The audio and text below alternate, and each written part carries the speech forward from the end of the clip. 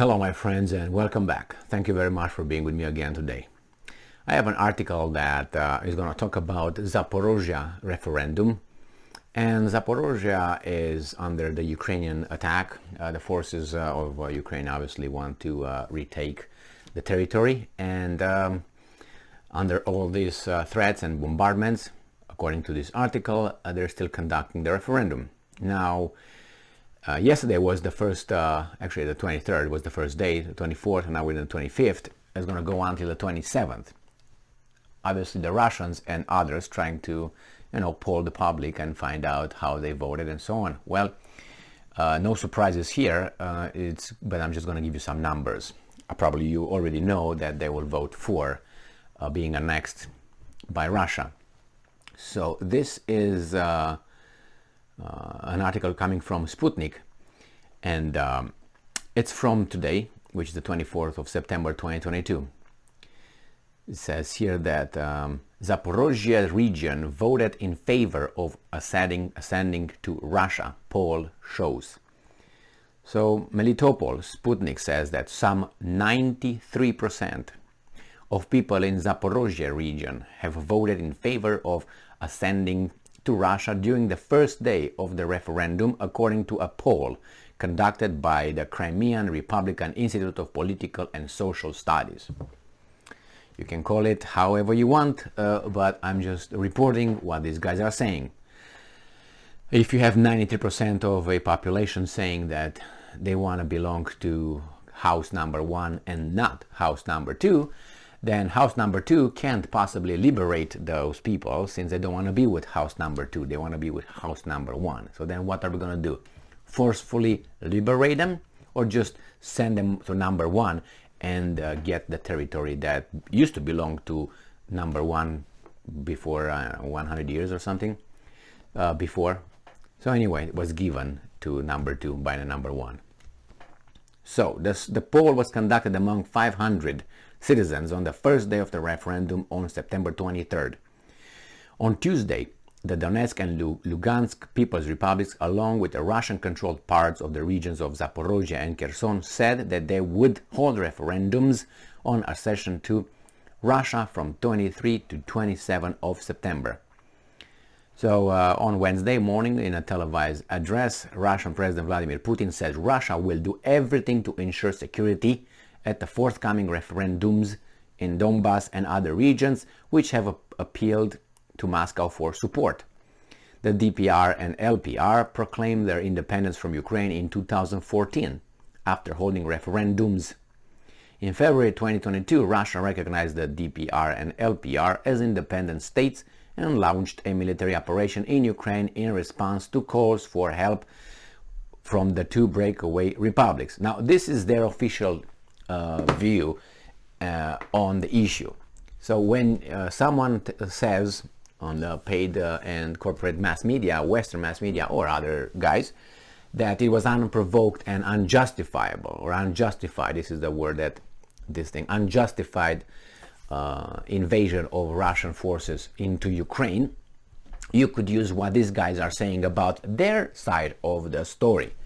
Remember, like you have a domestic violence incident between two married people, right? They're in a marriage, and something happens, the police shows up at the house, all right, and then they interview the first one. Hey, what happened? And the first one says, The police doesn't stop over there. The police don't stop over there and say, okay, now we got the testimony, let's go arrest that guy. No, they speak with the other one as well and ask, hey, what's going on here? Tell me your side of the story. And the second one is going to tell the side of the story, and the police will make a determination on the spot to make sure they're safe and they're not going to get into it again. Usually they arrest one and then they free that one after more investigation occurs. Okay, so this is the process. So the law enforcement speak with both of them, not only with one side, and say, well, we're going to take only the one side story and we're going to put it everywhere, and everybody in the neighborhood and in the town will find out that only coming from one side, right?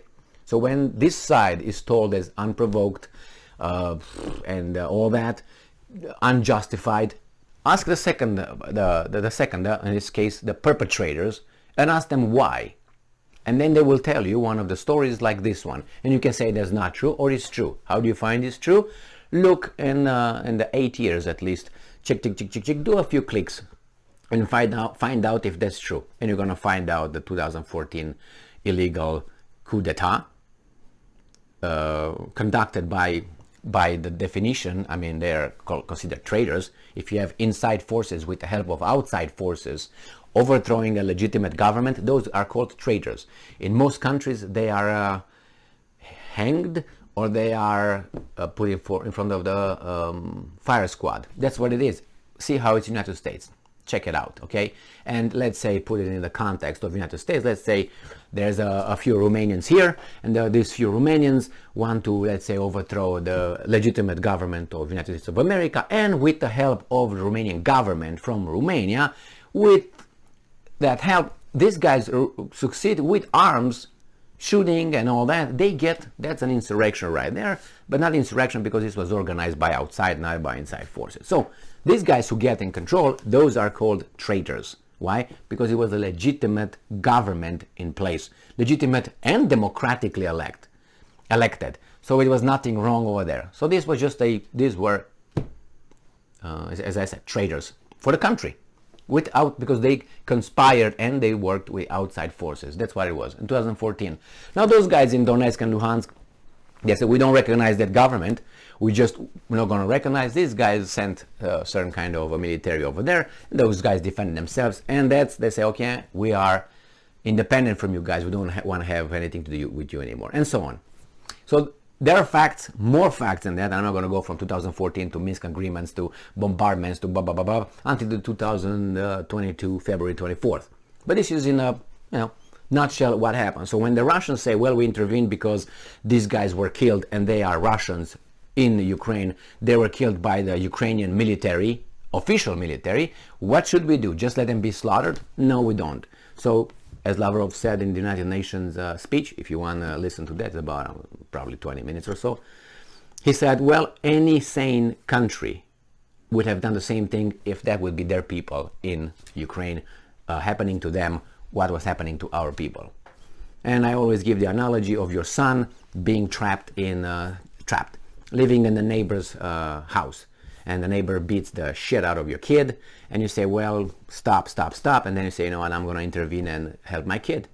And you intervene and help your kid. Besides, you gave half of the house to that house. You remember? So actually, your son lives in that house on a territory that belonged to you, that was given to that house, and they beat your kids now, your kid over there. So any sane parent would intervene, don't you think? I would think so. Do I think that the Russians were justified to do it? I think they have their justification and their point. The thing is, I think that all this stupid thing that happens in Ukraine could have been avoided if the Ukrainian leadership would have not been led by other forces, the same ones that helped the guys in 2014, the traitors, overthrow the elected government. But the problem is, the goal is not Ukraine here. The prize is Russia. And Russia has to be brought back to 100% to 1991 to 1999 Russia. Kneeled, bent over, and raped every night repeatedly. Okay? That's what they wanted. And they're trying. Why? Became too powerful. And it must be only one. Well, unfortunately, there's about 3 already. What are you going to do that only one? You have to fight with both of them. Next is China, and China knows that. So that's why China is helping Russia economically and politically at this point. But when things going to go worse, you're going to see more than that, because they have more than an alliance, they said.